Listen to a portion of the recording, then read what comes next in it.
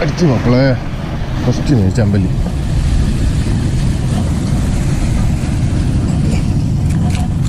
ചുവപ്പൻ സാധനം അടിച്ചിട്ടോ.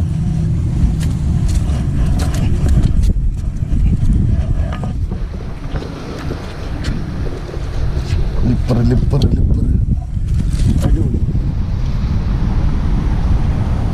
അത് നൈസ് ചെമ്പല്ലി കയറിയുണ്ടേ.